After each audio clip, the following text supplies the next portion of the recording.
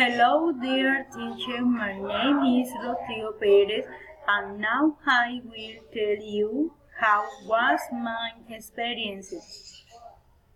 When I visited Machu Picchu, first of all Machu Picchu is an ancient Inca city placed in the core of Peru.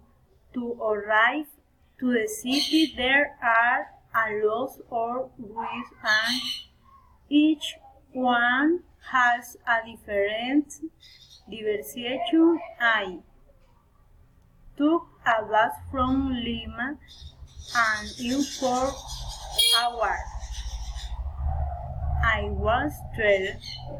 In the photo above I was in a place cool. The farms were Inca root vegetables. In the photo below I am in the room of the tree. Windows they also had a place where they sacrificed people. This was an amazing experience and I would like to repeat it.